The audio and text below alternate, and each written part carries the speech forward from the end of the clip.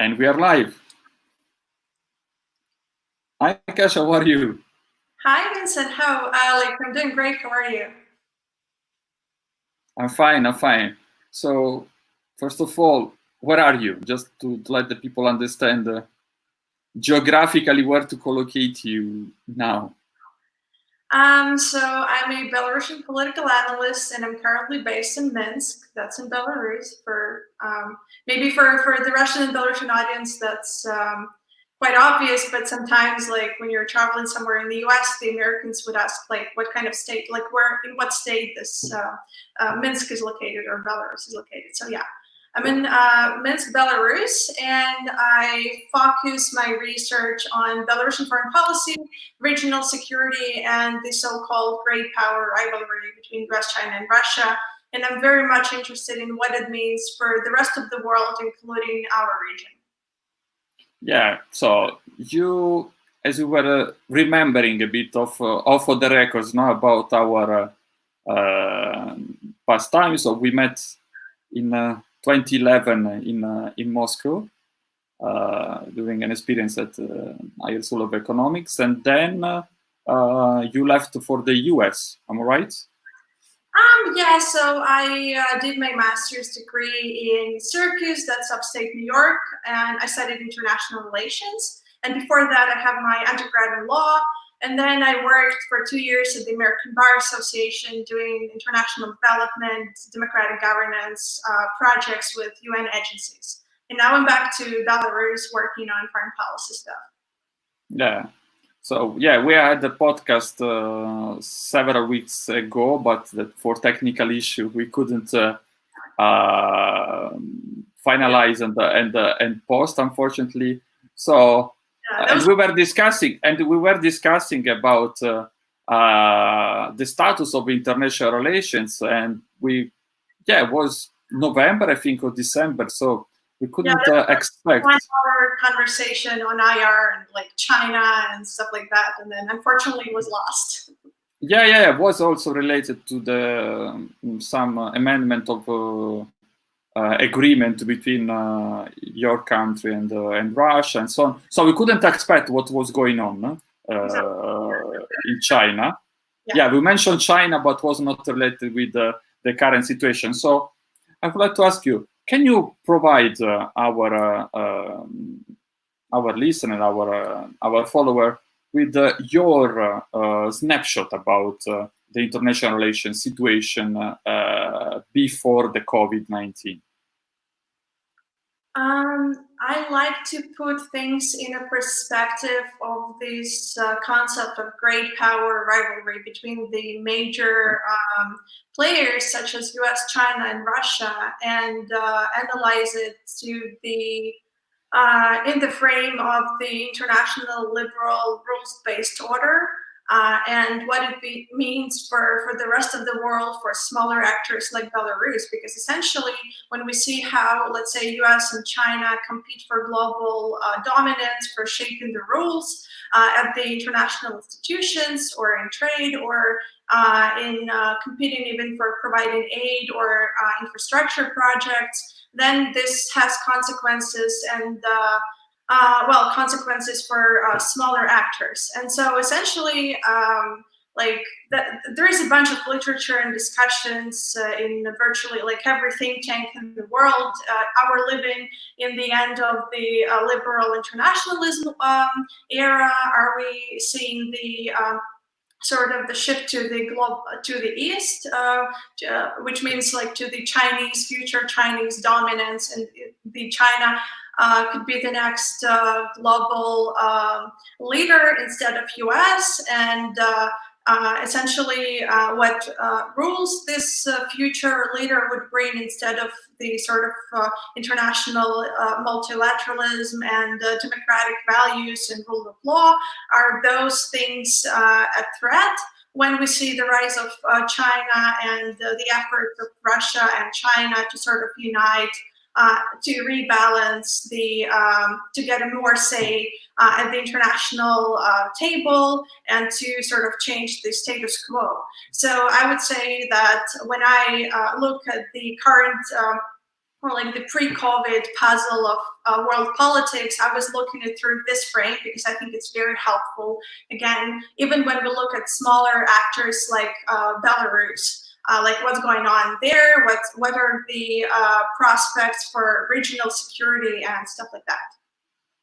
Yeah, my point of view, you can agree or not, and I would like to know.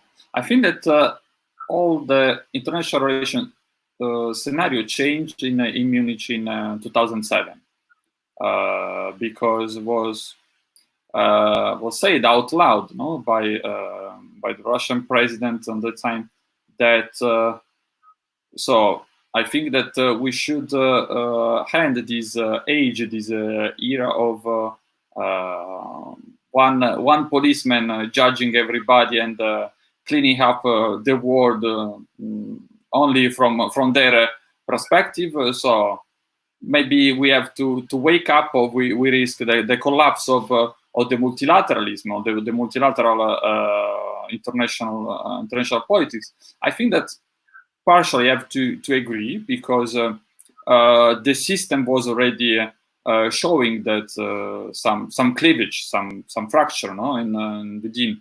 Also because the European Union lost that central role of let me say to bring the equilibrium, no, to the balance that we had before. Why? Because we had, as you mentioned, new actors, new big actors moving.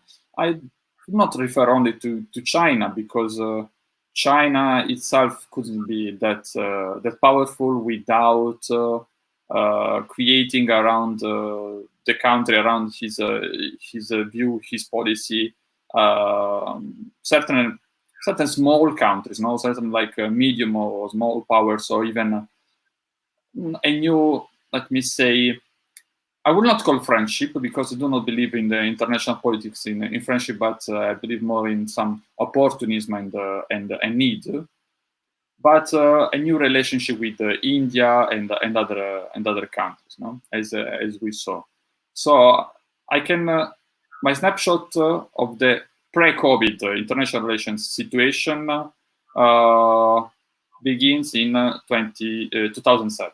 So in Munich, when Vladimir Putin declared that we have to change, or something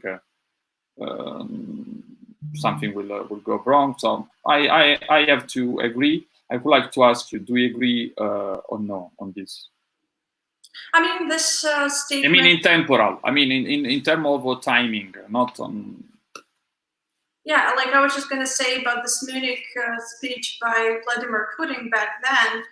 It was quite a significant statement on behalf of Russian leadership, that Russia is not content at all with the status quo and with the existing rules. And then when we look forward, what happened the next year in Georgia, and then a few years later in Ukraine, that was a good sign that Russia was sort of starting to behave very aggressively in the region, and then overthrowing the existing rules and ignoring the norms of like international order. Yeah. On that, I have my point of view. As you remember, we didn't discuss a lot, but I see, because my mentor gave me this opportunity. No, the mentor that you met, Professor Kaciaryna. We try to see the international relation from one point of view, the point of view of international aid. No, yeah. So and after the second term of the Vladimir Putin presidency, we saw that Russia decided to come back as an international aid actor. I mean, I'm not talking about international aid in terms of humanitarian aid, no? So like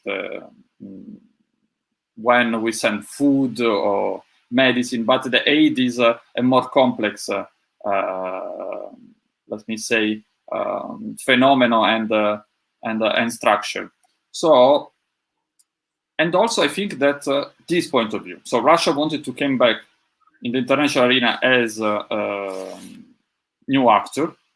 So taking out the costume of Soviet Union, let me say, the mask of Soviet Union, because of course the transition was quite accomplished for certain characteristic and factors, and become like take the costume of Russian Federation, so a new status with a new status and a new country.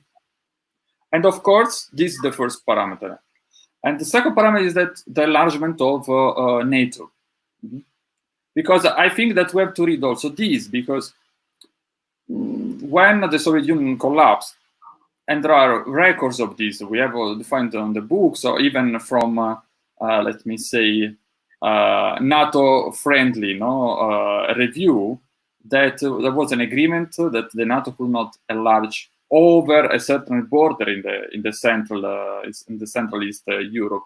And I think that, of course, I'm against the violence, I'm against the tough action, but I see that Russia had to give a sign, that come on, we are not in 1988 the nearly default country, so we are back.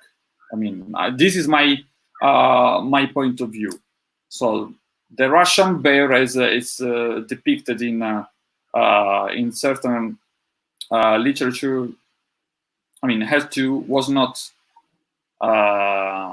let me say, sleeping. So wake again and show the teeth and something more. I would say, like, if the Russian bear was a nice and friendly one, then the Baltic states, for instance, wouldn't be so eager to run away and to protect themselves with NATO and to try to expand this NATO umbrella, like, in security architecture upon them.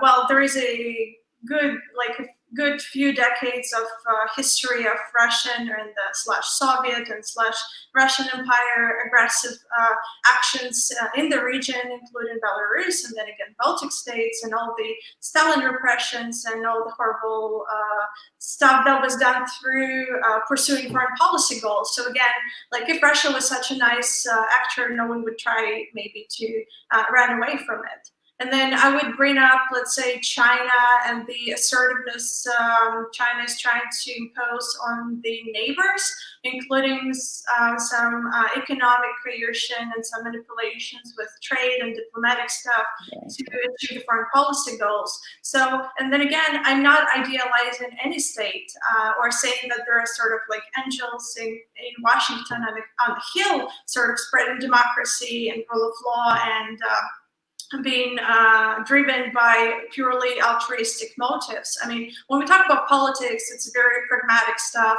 and foreign policy is very pragmatic in its nature.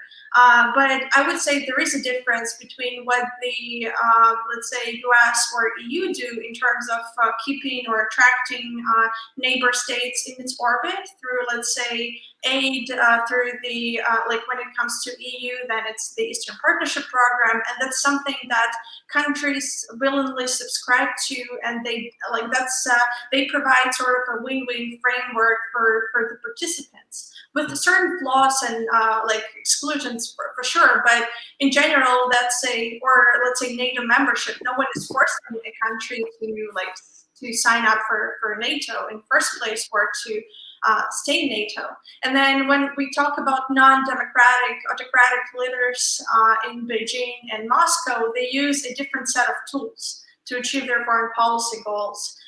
Maybe because they don't feel safe enough, or they don't feel that they have a solid say at the international arena at the moment, because they want to get like more stakes at the world politics, at the world arena, and therefore they try to achieve those goals by using more aggressive techniques, therefore intimidating their neighbors.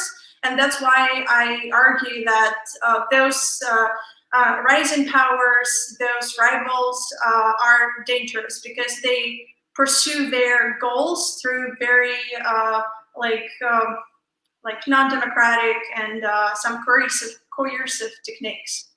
But okay, as this is my theory, that these are the sign of the hand of multilateralism, that I think that we can discuss in more in detail later. I would like to know your point of view. I have my point of view. I have my theory that I'm developing, that China far from his border is using not the hard power, no, but using a form of soft power that I define checkbook diplomacy. What is going on in Africa? We discussed in that unpublished podcast. If you remember, we discussed some of the things that were happening in your country. I define this checkbook diplomacy, but I would like to make a step back and ask your opinion. What turn on the Chinese spirit to come as a big, great actor in the international arena? You mean like what led to China's rise, or? Yeah, I mean, apart the growing, no, in terms of economic things, but as a great actor to decide that when China decided to dominate the international relations arena and to become the counterpart of United States. I would say like when China expanded its economic might and military might, political might, and then they realized that they have the ability to project their power outwards, not only develop internally. So yeah, I guess like that's what leads or motivates the country to get a greater say on international arena. And I would say like same thing with. Yeah, no. My question was more, let me say, precise, because this is our common view. But as you mentioned before, Russia rise again with events in Georgia and so on. There is any events that provoked China from your point of view? I'm not a historian, like I'm not a super expert in China, so I won't throw specific dates, but I would say like that's tied to those internal, like the economic and political rise domestically.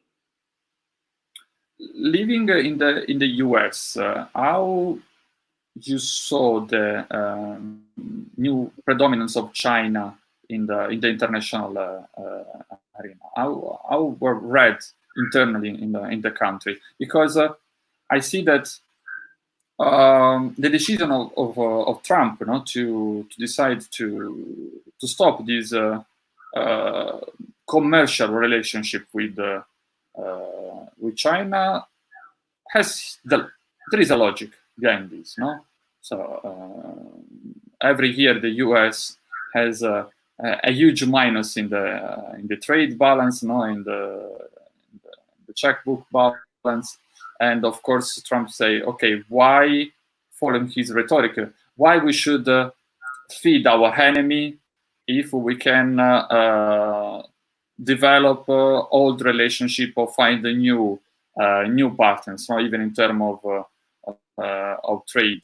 But I was seeing this rhetoric and this move from within the US. I can maybe talk from the U.S. think tank's perspective and the U.S. foreign policy experts who sort of move forward and try to forecast the scope of China rise, and they obviously see that the number one competitor and someone who challenges the U.S. current superpower sort of status is obviously China, and therefore they spend enormous amounts of efforts and money to project when and how China would grow, what's going on with Chinese economy, what are the Chinese interests globally in every region, and then there's a bunch of word game projections for the Pentagon when they try to project, is there any military conflict possible, how, like in what area, and then be somewhere over a small island in South China Sea or over Taiwan, how the US would respond, or would China try to provoke a conflict with US allies in Pacific region, and then what the US possible response to it would be. So yeah, I would say that's the major point of focus by US analysts, and for a good reason. similar to, let's say, what was going on with Moscow and Washington during the Cold War. And at that times, I guess during the Nixon administration times, when the U.S. decided to expand, to recognize China instead of, well, the People's Republic of China instead of Taiwan, and for political reasons, again, to sort of rebalance, to invest more in ties with China, to rebalance against the USSR at that times. And then you brought up Trump actions on trade. I just want to bring, like, I won't talk about whether trade war is the best tool to rebalance Chinese influence. But it's a choice. But it's a choice. I mean, they had a bunch of choices, and bring up another thing that I was very disappointed with and worried, let's say, because it has consequences, I guess, for the world order, not only for the U.S. It was Trump's decision to withdraw from Trans-Pacific Partnership Agreement, TPP. And then again, like, why it matters, not only for U.S. That was a good example of how foreign policy comes into play with economic rationale. And when Obama created this or like inspired this deal, he said that we should write or establish the trade rules before, or to establish those rules and to create an international trade agreement before China would do so. And then again, there was not so much economic gains for U.S. participation in the deal, but then there was a good economic tool to rebalance economic ties or economic dependence on China, between its neighbors and China. So I guess that was not the wisest move on behalf of Trump administration. And then I don't think that the direct aggressive rhetoric from Washington to Beijing is the best tool, is the best way of doing things, because Beijing leadership is using, as you said, like more of covert or more soft diplomatic tools versus throwing any open, threats or accusations towards Washington. They do this in a more sophisticated and covert way, and I don't think that the current U.S. administration is doing its best to address those challenges.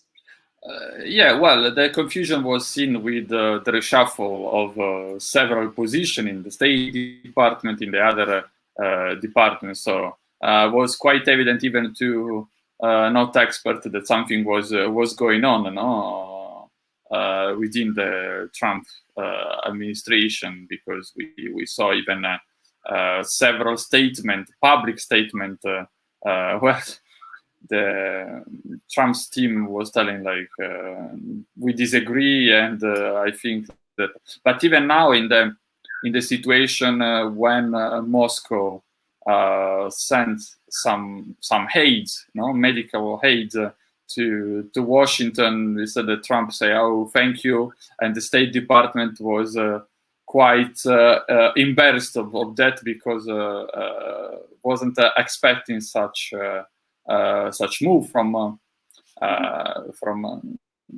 Moscow.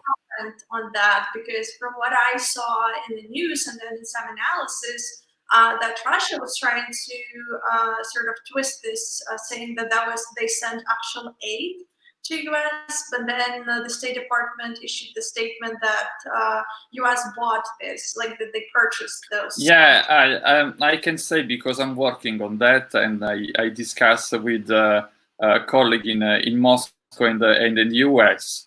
So that move from the State Department was to cover, because in some month we have so in the US they have elections, and they couldn't show the weak point, the weak side of this. So the State Department, of course, has to cover a bit the story, but Russia sent that as a hate, and then they agreed to make a different move, but ex post, later on.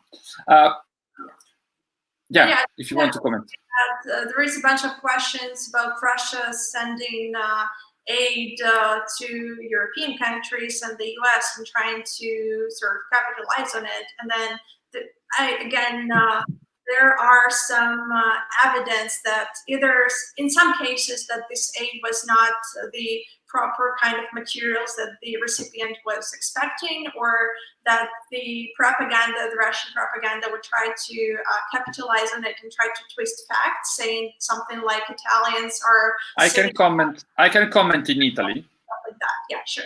I can comment on Italy because is what I can see even from Moscow, because I could discuss with friends, colleagues, people that welcomed Russian, so people that have in the army and they saw. Of course, there is a part of the Italian, let me say, civil society that is following a big mainstream rhetoric about this. So the reason of sending the aid from Russia is, let me say, twofold. Okay, the first one because historically Italy was a friend of Russia. Mm-hmm. Since the fascism, since the 20s of the past century, Soviet Union and Italy, they had a very strong tie. Even during the second, after the Second World War, so Italy has the biggest communist party in Europe. So we had and we have very good and strong ties. So this is a sign to say thank you to Italy that never threw away Russia, even in during the sanction time. Italy always fought to preserve a bit the Russian interest in Europe. So this was, let me say, a medal to Italy. Say thank you. No, the Russian Soviet way to do. No, we give you a medal, no, a certificate, as in Russian is like a gramota. No, so the a certificate of achievement or acknowledgement. Thank you, Italy. The second, I think, is more technical and scientific.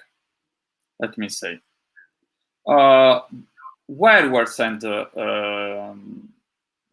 army like doctors, biologists, and so on in a specific region of Italy, in the specific province of Italy, where the outbreak of pandemic was not understandable in scientific way. So we know that Russia is very good military sector on biologists and medical. It's like one of the best sector that they had in the Russian administration and even scientific board. And I think that they sent scientists there to study the virus. I mean, of course they help because the Russians army and did something that Italian army, Italian service didn't do or didn't want to do. So they did a good service from my point of view, and also from the point of view of people that is was living in that province. But the scientific, so the second view on this is that they wanted to study the virus. Why? Because they had in Moscow we had an advantage of 2-3 weeks against the virus. So the outbreak just came. So they want to understand if it was a genetic modification of the virus to be prepared. So this is the point of view from several of us, okay? European, even some American colleagues like that, not Russian, I mean, because of course Russian could defend their position. You know? Let me say, the analysis of this fact that this aid is twofold. So the first one, to thank an historical friend. The second one is to understand what is going on in one of the most eaten country in this pandemic. Actually, I have a question. Like, I started thinking about China and Chinese presence and collaboration in collaboration projects in Italy. So what do you think about Chinese interests towards Italy in general, and maybe during the crisis, during the COVID pandemic? Now we saw that all the countries are interested to put, I don't want to use this term, but let me say, to let the people understand, a Trojan horse within the European Union, because it's quite weaker now than a couple of months ago. It was already weak, the European Union, but now is, of course, weaker. And if you see, we saw three great actors acting in the European Union: Russia, US with the memorandum that signed with Italy about the aid, and China. And we saw also middle, small actors. So now the European Union is the land of everybody, let me say, of nobody, of everybody, if we can read in this way. China, of course, moved toward Italy with a memorandum that say everything and nothing, regarding some technical partnership, this 5G and other thing. But I read this memorandum and was really telling, was empty, an empty box, just to begin with. Of course, China is interested in Italy because they had a very huge diaspora. One of the city in Tuscany, in Italy, Prato, is nowadays completely Chinese. So Italians left. I had a couple of friends that they teach at Italian state school, and they have classes only with Chinese people. So just to let you understand the measure and the situation. And of course, Italy has, as we define, some diamond in our treasury, because we have a very interesting and prospective firm. If you think about Eni in the oil and gas, but also Fincantieri with the production of in the defensive sector, or in the ships, or even other. Let me say about the fashion, or other. So that now during this crisis they can become cheaper and more applicable for the Chinese market. Yeah, this is my point of view. Everybody now has interest in the European Union and in those countries that are more affected by this crisis. Yeah. Not only China, even US, because this memorandum came as a tough response to the other countries. Yeah, it's just like I brought up China because when I'm thinking about the Belt and Road Initiative, and then again the potential political foreign policy goals that could be contained in this huge project, and then when China offers assistance in constructing, let's say, a port somewhere or some other objects, then there is part of my theory of the checkbook diplomacy. I focused on Africa, and now I had a very interesting experience in Uzbekistan. I visited Uzbekistan for academic and scientific reason, but then some member of the parliament asked my support as an analyst and as a consultant to discuss several matters. And when I visited Samarkand, I was brought to one square that seemed like Beijing, or I don't know, Shanghai. I said, what is going on here? I say, Chinese supported our project to build a new building for our university, but they put a condition. They wanted that with the rest of the money, we build a fully Chinese square with Confucius, with I don't know, very beautiful monuments and so on. And I say, okay. So, but this is also like a form of soft power. I mean, we don't put a tag. This building was sponsored by China, no, but we put a square, more evident than and more cultural than a tag. So the Belt Road, yes, I think that is something that will arrive through certain European Union country. I think that as we discussed, also your country is in the middle of these things, because China is building a twofold Belt Road, one passing from the old way, no, and another that in case of emergency will pass through Africa. That's why there is this interest, and I think that the original road will not make completely happy Russia, because Uzbekistan, Tajikistan, and all these countries historically were under the umbrella of the Russian Federation, and I see that I saw in Uzbekistan, for example, that people is more propense to be pro-China than Russia on certain discussions. So. And they were open to tell me this, despite I was coming from Moscow, because I'm an Italian guy. No, this also this cultural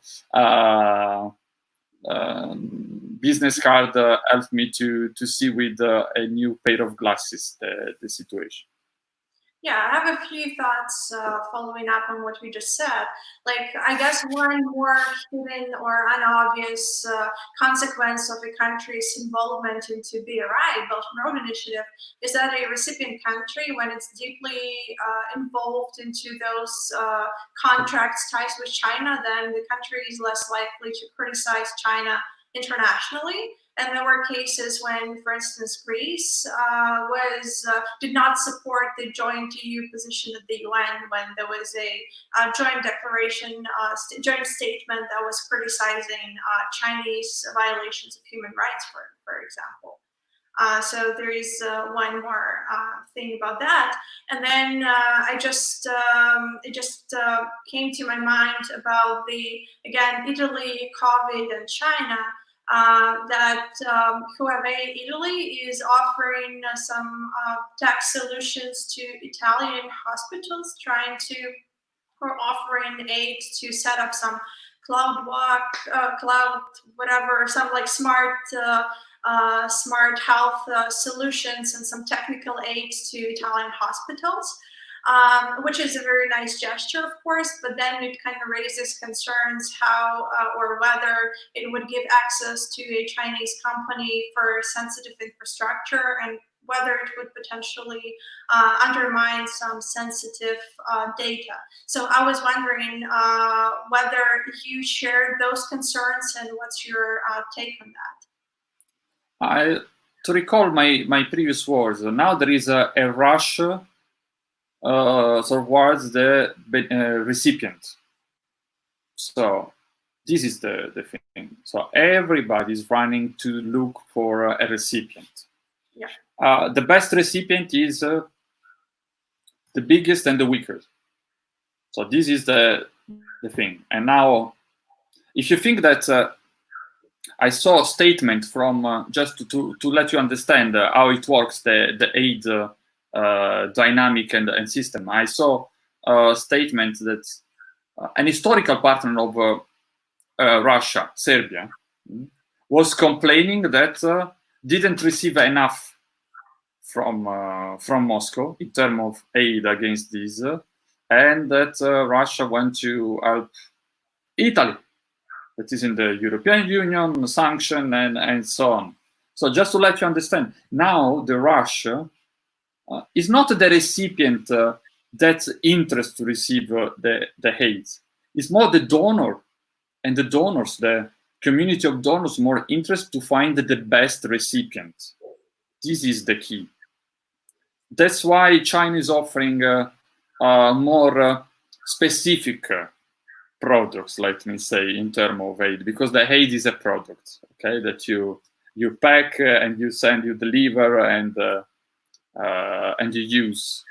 It's not the potato, the medicaments that we send to, I don't know, in Bosnia or the former Yugoslavia countries during the war, or in Africa, in Somalia, Ethiopia, and so on, during the revolution. Now, help are more sophisticated product. So China, of course, is trying to offer something that US couldn't, that European Union, that is completely blocked, cannot offer to Italy, and even Russia.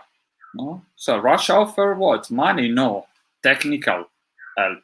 Okay, I come, I give you my best people, we help, it's useful, you say me thank you, we go home.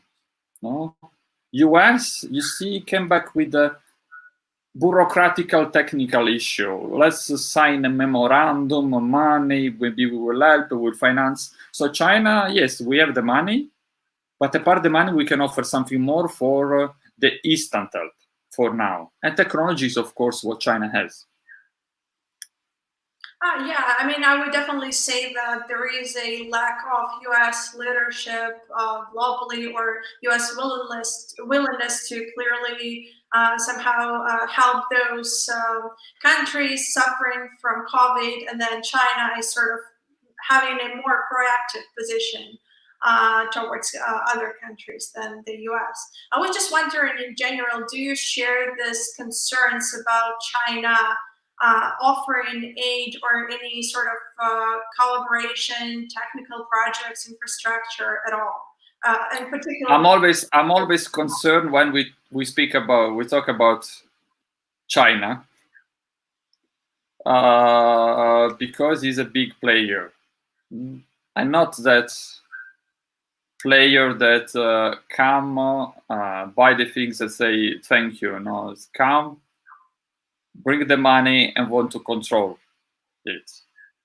So, and I'm afraid that the political leadership that now we have in Italy is not aware of what is really China, and especially in the Minister of Foreign Affairs, I think they are a bit confused, and also they are confused because they are trying to find a balance with the other powers. No, so accepting from China and from Russia, but telling also yes to US to don't offend them and create a problem. I'm afraid, yes, I'm afraid of China. I mean, not only during this crisis, but I was afraid before. But not because I see them as a devil. Don't misunderstand me. I don't want that who is watching us and listening as misunderstanding. But I'm afraid more because we could lose that that diamond that I was telling, that are life for the Italian economy. I mean, I'm afraid that the needs of money, the need of fresh air, oxygen, could lead to not right move. But as I'm afraid in Africa, I mean, it's the same thing. I was talking to a couple of Ethiopian colleagues, and they say like, hey man, we are tired of them. I mean, they control everything. So they came here with the money, with the bags, with the infrastructure, but now, I mean, that's it. We are tired. So, I mean, China is not Russia. China is not Soviet Union. The rhetoric, the Soviet Union come with tanks, but then the tanks leave. Okay, so came the time the tanks left certain countries. The rhetoric that China come with money, and accept the money is very easy. Withdraw some kind of help, any kind of aid is very difficult. It's like sanction. Apply a sanction is very easy. Withdraw the sanction decision is very difficult.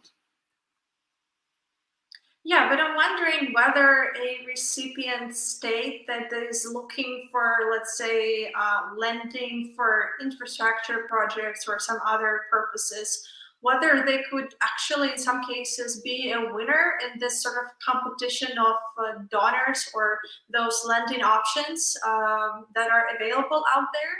Let's say when a country like Belarus would consider an offer from World Bank or from BRI or from some Eurasian-led infrastructure bank or stuff like that, and whether when there's like a few options available out there, whether they could consider and accept the option that is most acceptable for them.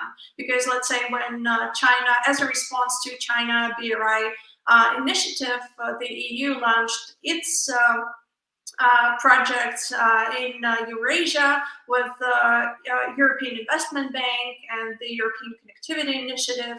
So maybe in the end, those smaller states can even be a sort of a winner of this sort of competition. If Depends. They do it right. From my point of view, depends on the timing that the aid is coming, the condition, and let me say, what you're going to sign in terms of written and unwritten contracts with the donors, and of course, who is the recipient? Because if you are the UK, for example, no? Or if you are the France, if you are Germany, you can read the situation in one way. But if you are, let me say, Albania, if you are, I don't know, Cyprus, is another thing.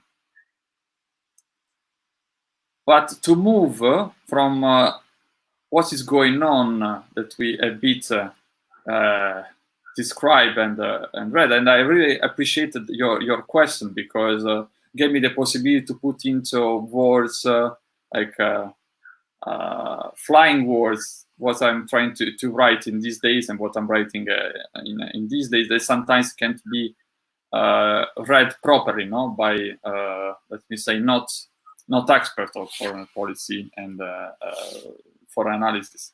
What is your point of view? What's next? So my question was, is it the end of a multilateral world? So how do you see the future? After that, this puzzle, COVID puzzle, will be set in place.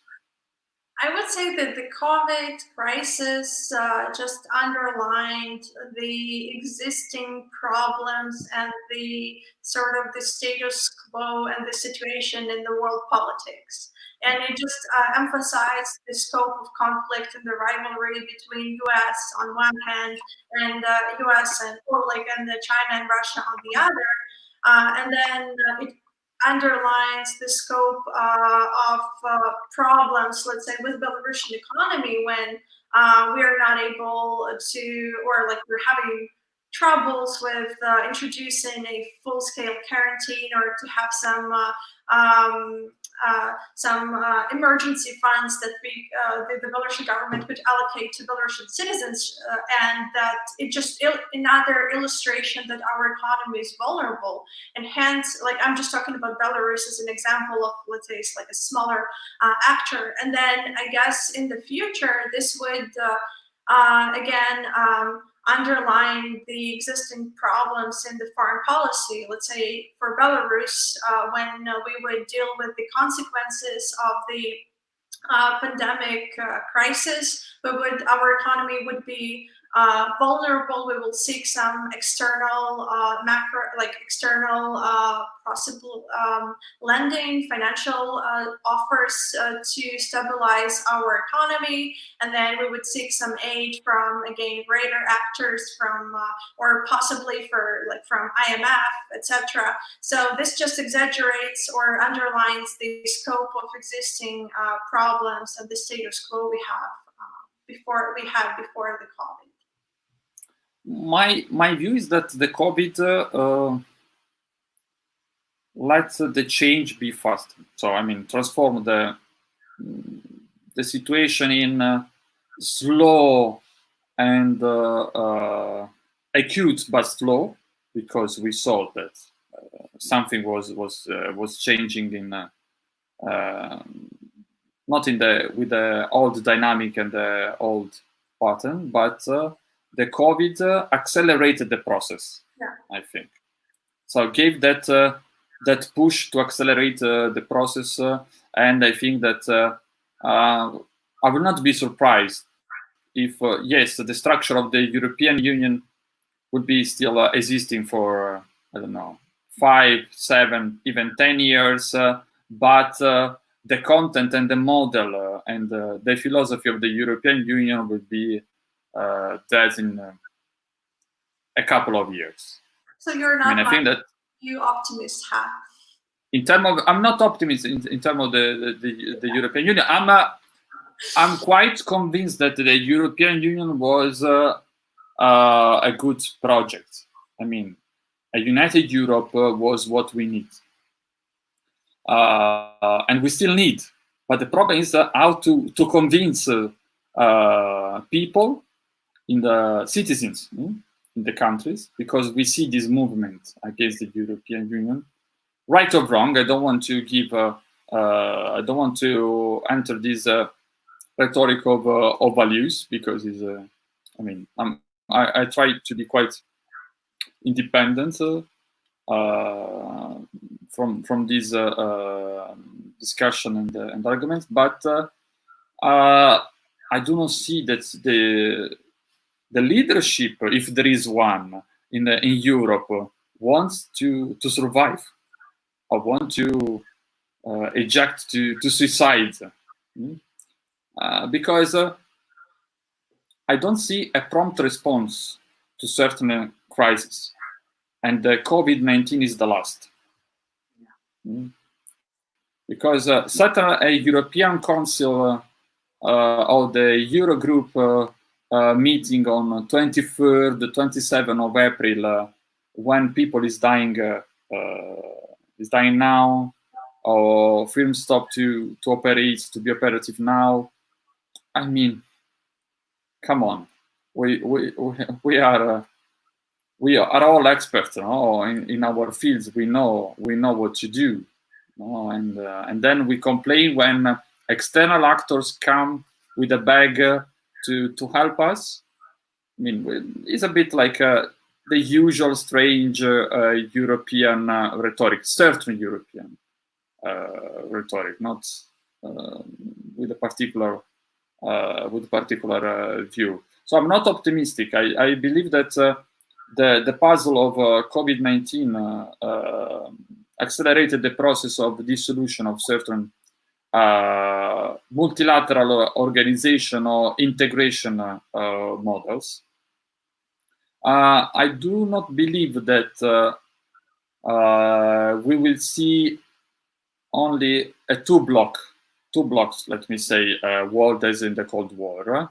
I will see actors, small and middle actors, moving as, let me say, crazy flies, where, or let me say, crazy bees, where the honey will be tastier. For sure. Yeah. We will not have the two blocks of the first blocks as it was, like with the not alienated countries. We will have several actors, big actors, and around them small, medium actors that they will move opportunistically when they will need. This is my point of view. But everything will be based on a bilateral dynamic, bilateral agreement, bilateral talks, and so on. What we had before, even the G20, even we see like with the OPEC plus framework, we see that it works and doesn't work nowadays, because when you see that the risk is behind the door, you forget about the balance, you forget about the equilibrium, you think only about yourself. What's your take on transatlantic relationships and like the future of Atlanticism? Is there one, or what do you think? I think as you had the opportunity to see, we had this drill in Europe, and it's postponed, is it? Like was effective, but only with American troops. So Italy didn't send the troops. Say, guys, we are not in the condition. Oh, but because you can have even a civil war, inside the country, you send the troops, but we need the troops within our country to help our people. But even Germany, you saw, it reduced only to 30% of the planned troops. I think that even the framework and the model of Atlantic agreement, transatlantic organization is not the card that even the US can play. I think that even the US now will play the bilateral card. So we'll come to Italy and we'll say Italy. So we develop our relationship this way. But even because the Brexit signed the hand of that model. Because how now to cooperate in the North Atlantic organization with one of the most powerful in terms of military, defensive system country outside the European Union. So this is also nobody thought about this. When the Brexit occurred, when the UK left the European Union, several analysts say, "Oh, cool! Now we will come back to discuss and to open a dialogue with Russia." Are you serious? I mean, are you serious to move this analysis in this way? There are other factors that are influencing. Do you think that the UK and the US will leave you to discuss openly about certain things with Russia like that? With still thousands of troops and bases in your countries. But on the other side, the analysis now would be, my analysis is different. I do not try to forecast. As I say to my students, I'm not Nostradamus or David Copperfield that can take out from the hat any game, any toys, but I try to analyze. I use this Weberian instrument that is called the ideal type and try to analyze the situation every time in different way, in different framework. And I see that even the North Atlantic agreement and the organization is going to collapse silently. I mean, we will not see the same things with that occurred with the UK, no? Bye, we were friends, and now we are, maybe we will be partner, no? No, I would say that everything silently will dissolve. But what if there is a new president other than Trump at the upcoming elections? Would it change something? Like, would do you think restore the ties with the traditional allies? Do you think that in the US there is that huge difference now between Republicans and them? I mean, the move of as a friend of mine from the UK said that the little Bernie, so to withdraw from the campaign and support Biden. So we should even remember who is Biden, who was Biden. I mean, he's not a guy that came with the flag of Red Cross, or other with the white flag and say like, let's be friends and make peace with everybody. So we even, I mean, Trump is more evident. Okay, Trump is the guy. Is the guy that go on TV and say something without filter. Because he can't. This is the personage. This is the actor that was, I think, was born like that. Nobody created. I mean, this is the man, no. But Biden is like, yes, with a good costume every time, like dry, and few times he says something not on place, no, not out of the, let me say, out of the pot. But still, Biden, I don't think is the that peaceful guy that we expect. As even the relationship with the analysis, the wrong analysis that everybody say with the Clinton, no. But I think in Moscow we discussed this. We were expecting to have for Russia better off was better Clinton as a president than Trump, because Trump is a new actor, unexpected, created a lot of trouble around the world, as we saw, because he's a stable actor. And to analyze the Clinton was clear,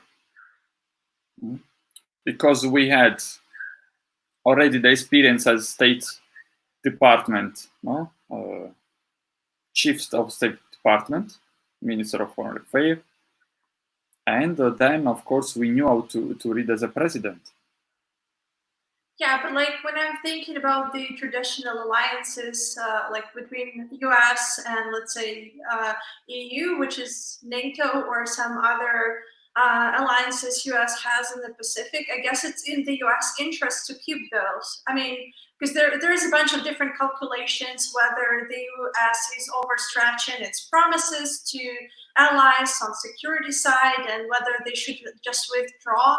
But I'm wondering, okay, like, if you calculate just how much money you're throwing into NATO and how much it costs you in the like in terms of like pure mathematics, then probably it could look like a very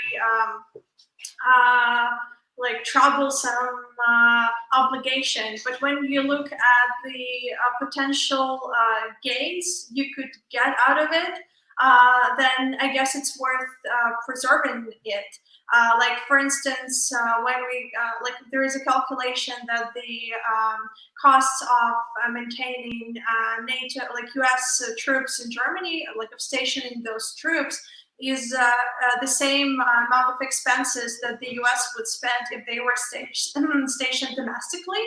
But at the same time, it gives some strategic advantage for U.S. to launch some military operations in the Middle East or stuff like that. And then the US, EU sort of, I wanted to say solidarity, but let's say like the Article 5 of NATO, like the Article 5 of NATO, what's the NATO agreement? Sort of it protects the Baltic states or gives them some sense of security against potential Russian threat. And I was wondering like whether there is a benefit, and I believe there is, for both Europe and US to stay united in the face of some other external threats, such as potential Russia's aggression or Chinese rise. And maybe the leaders don't see those benefits in the short perspective when they just calculate the math or get stuck in some short-term quarrels or disagreements. But strategically, I mean, it's a good idea to stay united with those old allies, despite some small or short-sighted misunderstandings. I would like to close, and I would like also to invite to a further discussion with maybe another guest to create also another point of view in the next week, if you would like to be involved. But I would like to close this wonderful lecture of foreign policy. So because from a conversation, I think it became a lecture of double lecture of foreign policy, because despite we are friends, I would like to talk very calmly and friendly. I like when I have in front of me somebody that has a point of view different than mine. I really like. I do not like to see, as sometimes happen with my students, like you are right, you're right, you're right. No, I'm not right. I'm just telling my point of view. Then it's up to you to decide if I'm right or wrong, or if you're right or wrong. But I would like to just to snapshots to analyze. First of all, I would like to close the thought about Biden. If Biden will be the new guest of the White House, I think that he will continue this crusade against China, but moving underground. Okay, we'll move underground and not on Twitter. Okay, because as we will discuss on Monday with a colleague of mine about diplomacy, digital diplomacy, neuro diplomacy, the problem now that we move from classic model of diplomacy to the digital diplomacy, and this is a drama according to my point of view. So Biden will move from, let me say, the Twitter 140, 160 characters diplomacy to the underground crusade against China. This to close the previous point. About the Baltics, my point of view... On that, sorry? Can I just comment on that, on Biden? Yeah. I'm a little bit biased about him because he's an alum of the same school where I went to, Syracuse, and I'm kind of, I don't know, like hoping that maybe he would win instead of his competitor. And then, yeah, like I agree that he would use more covert or maybe diplomatic or polite ways even of doing things and continuing this rivalry with China. And I do not expect. I mean, I'm interested in this U.S.-China dynamics to the extent it affects again Belarus in our region. And one of the signs of this U.S.-Chinese clash and intersection of interests was in Belarus when Pompeo visited Minsk in February, and he explicitly stated that the U.S. would invest or support the Belarusian IT sector and the high-tech park, and then which sounds like a very nice, wonderful statement, but I would see some political rationale behind it, because if the U.S. does not extend this interest and support into Belarusian IT sector, then the China would do so. And then again, yeah. We discussed, if you remember, these things, if you remember, on that offline podcast. No, we discussed these things. Yeah. In this, like why things matter, even for smaller states, what's going on in a bigger picture. Yeah. And recalling the point about Baltics, my point of view is that Baltics use these Russophobic fears to increase their added value, because without this rhetoric that Russia will invade us, I do not think that Russia is the interest. Is already overstretched Russia, okay? Overstretched with a few people to fill this box. One thing is the influence, one thing is to overstretch. But the Baltics use that. We have the fears that Russia will overstretch again as the previous what's happened in the previous century. I do not think this, and I can read even in these days, in the last years, let me say this. But Baltics use these rhetorics to increase their value, to increase their value as a recipient. Okay, because what's the value of Baltics nowadays in terms of strategic? If not to be a tower to look inside Russia, no, or to be a content to put a few NATO troops on the Russian border. But to increase their value and to ask something more, they have to use this rhetoric. Because if they say, no, Russian forgot about us, everything is fine, okay, we go away, we do not support certain like sector that you need, and so on. I mean, I do not think this is my point of view, and I invite anybody else that think the opposite to discuss with arguments. Where see the risk of Russia overstretching, invading the Baltics? And I really do not like this rhetoric that Russia use some form of propaganda and so on. But if we think that in this country lives still a Russian diaspora, no, of course Russia should use some instrument to protect, at least ideally, his people, as China is doing, or as the US is doing. No, all the countries are trying to do it. All great actors, not all the countries, all great actors try to do that. But I think that, yeah, tell me. For the next conversation, what's going on in Baltic states, Belarus, Ukraine, and the intersection? Yeah, of course. The post-Soviet. I would like to discuss with you what is going on in the post-Soviet world, even with the precious experience that I have in some of the post-Soviet republic on the other side, not on the European side, but on the Asian side.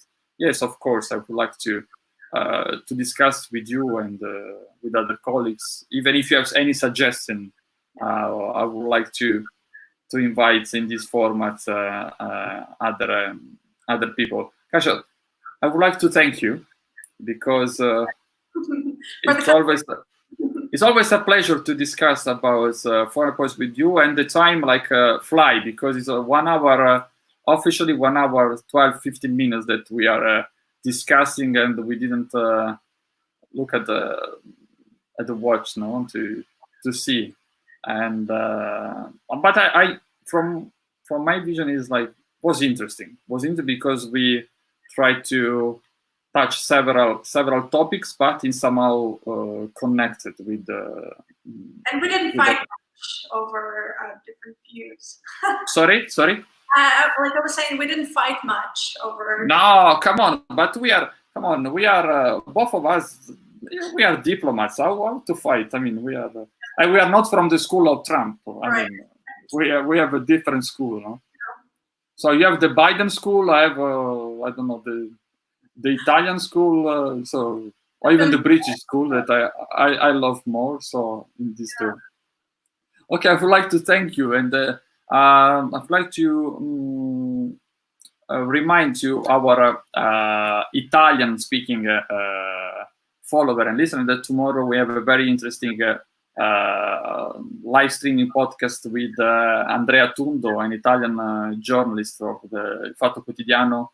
We will talk with him at 2 o'clock Italian time, 3 o'clock Moscow time. It will be interesting. We will understand what's going on in the journalism nowadays, and also how they are trying to cope with misinformation, fake news on the time of COVID, because this is also a huge issue with journalism and news and mainstream and so on. So see you tomorrow for an Italian appointment, and Kasia, thank you so much again. Thank you.